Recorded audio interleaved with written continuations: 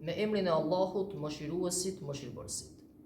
Padyshim se përshëndetja me selam ndaj të tjerëve është sunet i pejgamberit sallallahu alaihi wasallam. Por ka disa momente kur përshëndetja me selam ndaj të tjerëve është veprim i papëlqyer apo veprim i urryer. Raste të tilla janë kur duam të përshëndesim me selam një person i cili është duke falur namaz. Atë person i cili është duke falur namaz nuk ka nevojë që ta përshëndesim me selam, nga se namazi konsiderohet takim i drejt për drejt me Allahun e madhëruar. Dhe ne me përshëndetjen me selam kemi për qëllim përfitimin e sevapëve. Kështu që ai i cili fal namaz veçse është duke bërë një vepër me cilën përfiton sevape. Nga ana tjetër, për të mos e shpërqendruar atë nga ibadeti çka ai është duke e bërë pranë takimin me Allahun e madhëruar, përshëndetja me selam ndaj atij personi është veprim i papëlqyer.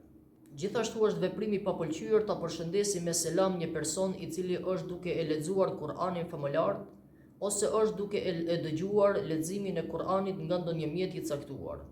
Sepse edhe në këtë rast ai person i cili e dëgjon Kur'anin apo është duke e lexuar Kur'anin veçse është duke bërë një ibadet, pra një vepër e cila konsiderohet adhurim, dhe me cilën vepër ai veçse përfiton sevape nga ana e Allahut madhëruar. Gjithashtu është veprim i papëlqyer ta përshëndesim me selam një person i cili është duke bërë dhikr dhe është i përkushtuar në dhikrin e tij.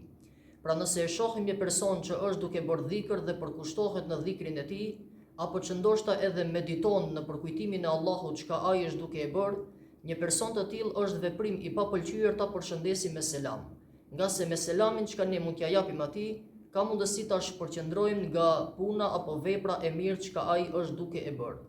Gjithashtu është veprim i papëlqyer ta përshëndesim me selam xhamatin e xhamisë në ditën e xuma kur xhamati është duke e dëgjuar hutbën që hoxha është duke e mbajtur pra në ditën e xuma.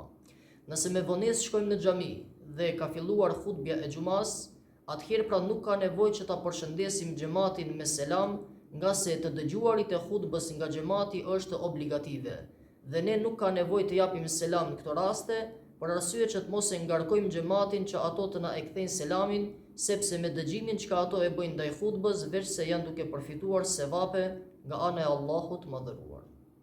Gjithashtu është veprim i papëlqyer ta përshëndesim me selam një person i cili është duke u ushqyer dhe ka ushqim në gojen e tij. Pra nëse shohim që një person ushqehet dhe e ka gojen e mbushur me ushqim, është veprim i papëlqyer që neve ta përshëndesim me selam. Nga se në moment kur ne e përshëndesim me selam, ja bëjmë borxh që ai të na e kthej selamin. Në këtë rast ndoshta i shkaktojmë vështirësi për të na e kthyer selamin. Prandaj për t'ia lehtësuar atij ngrënien e ushqimit, atëherë pra nuk ka nevojë ta përshëndesim me selam. Gjithashtu është veprim i papëlqyer të përshëndesim me selam xhamatin në momentet kur është duke thirrur ezani dhe xhamati janë duke e përcjellur ezanin me fjalët e tij. Në këto raste pra kur është duke thirrur ezanin nëse futemi në xhami, nuk ka nevojë që të përshëndesim xhamatin me selam, për arsye se me përcjelljen çka ato e bëjnë ndaj ezanit, veçse janë duke bërë një veprim me cilën fitojnë kënaqësinë e Allahut madhëruar dhe përfitojnë sevape nga Allahu xhelle shanuhu ve xhelle xhelaluhu. Gjithashtu nuk duhet ta përshëndesim me selam një person i cili është duke bërë një mëkat haptazi. Për shembull, nëse e shohim një person i cili pretendon që është musliman, mirë po është duke pirë alkool, këtë person nuk duhet ta përshëndesim me selam.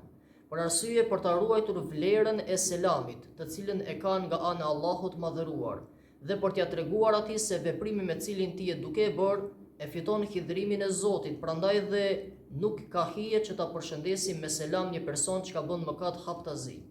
Po ashtu nëse shohim persona që janë duke përgojuar, janë duke mashtruar ose janë duke sharë me fjalët e tyre, në këto raste pra për ta ruajtur vlerën dhe peshën e selamit dhe për t'ju treguar atyre se janë duke bërë një veprim të gabuar, në këto raste pra nuk duhet i përshëndesim me selam, nga se përshëndetja me selam ndaj këtyre personave është veprim i urryer apo veprim i papëlqyer.